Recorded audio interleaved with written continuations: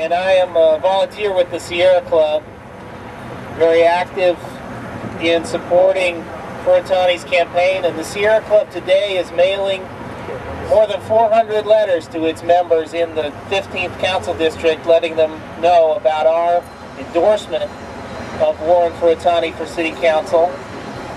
And it's clear that Warren is the environmental choice for City Council in this race. And I just want to point out our lead volunteer on this issue, Al Sattler, chair of the Palos Verdes South Bay regional group of the Sierra Club. So thank you, Al, for all your leadership on that. But there's nobody that is the standard bearer of the environmental hat. It's certainly not me. It's a man who needs no introduction, but is here with us today. And I want to tell you, when I invited him to come down, there was no hesitance. It was, where does Warren need me? And so when I gave him the details of where and when, he said, well, what's the best public transit to get there? So, true commitment from the top to the bottom, from head to toe, from morning till night. I'll give you Ed Begley Jr. Ed?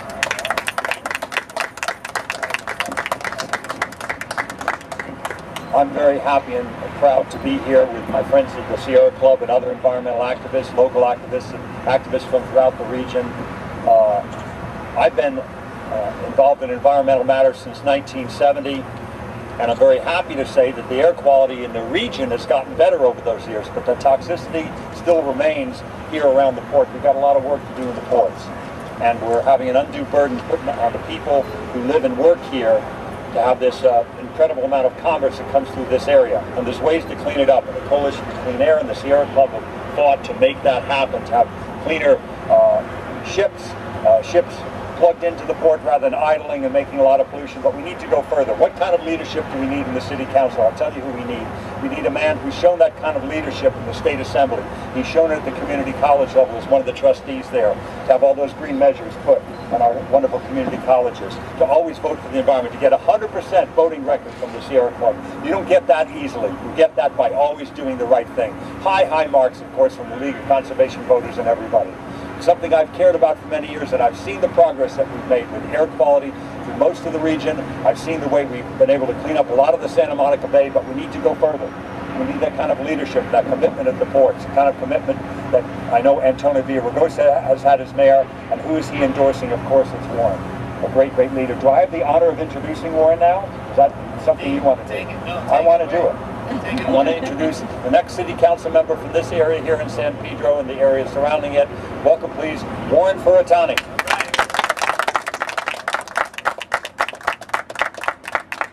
Thank you very much to have Ed Begley Jr. here to be a part of this press conference is really special. It's about making a clear statement relative to the issues that are challenging not only this area, but the whole Southern California area, and actually the country. So in looking at these issues, whether we're talking local, whether we're talking global, the issue of the environment is fundamental and critical. I really appreciate him and honored by the endorsement by the Sierra Club, by the LA Conservation, Legal Conservation voters, and then of course having Ed here is really something that's special. I want to thank also Martin. Martin and I worked together when I was on the LA Community College Board, and we were challenging and pioneering the construction around LEED Silver, LEED Gold, and we have now at LA Harbor College as an example, they have solar panels over the tops of the parking lot.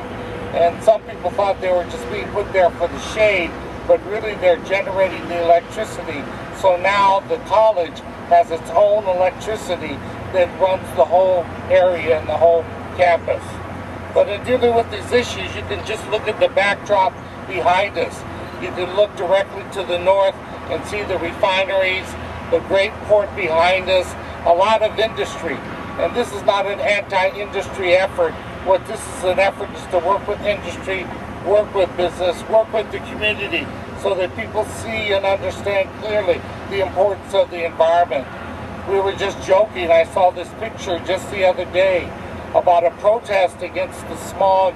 You know, it's from the 1950s, and everybody was standing there with a gas mask.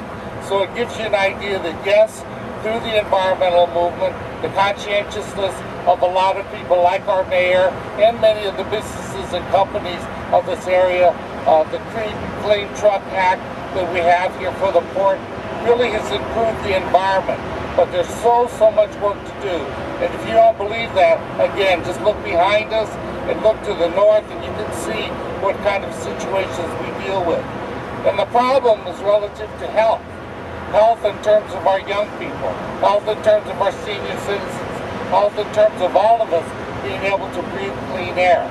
So whether we're talking about the ships in the port, whether we're talking about all the trucks that serve the port, whether we're talking about the trains, the prevailing wind, whatever you want to talk about, the diesel particulates in the smog, in the toxic air, still is in the area to the point where we have the highest cases and incidents of youth and child asthma, and also older people having trouble with lung cancer and things like that. So as was said, things must be done. And things have been done. I mean, if you look at the port and what efforts have gone on there, they are now starting and it's becoming incubated and even beyond that stage where we now have companies like Valcom and Vision that are building electric trucks. And they're not just building electric trucks for the LA port or the Long Beach port. They're going to be building electric trucks for the whole port system throughout the United States and the world. And they are being built right here in the 15th City Council District. That kind of green growth that we've been talking about for a long time is actually really taking root, and we are going to be the beneficiaries on it at two levels. One, because it's starting a whole new industry, manufacturing base that we desperately need in Southern California. And the other thing is it's going to provide the basis for much more clean air at the ports, and it's going to go far beyond that. So in looking at these issues, we feel that the environmental concerns of the community are critical from Watts through the Harbor Gateway, Wilmington, Harbor City, all the way through to San Pedro. In the 15th City Council District, we're having a special election, have about 35 days left before the election date of January 17th.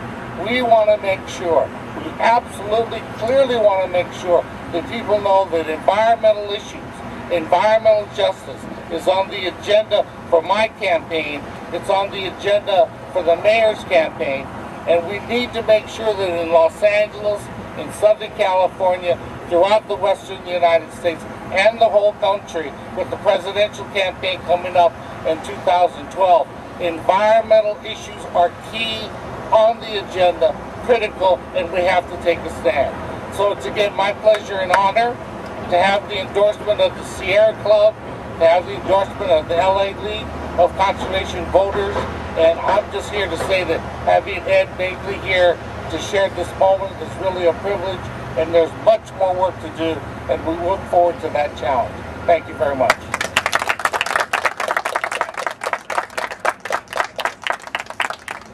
So one more prop here for the media that we're promoting out of this. We've got our letter here that's the type of communication that's going to go out from the campaign promoting this, the environmental endorsements of Warren from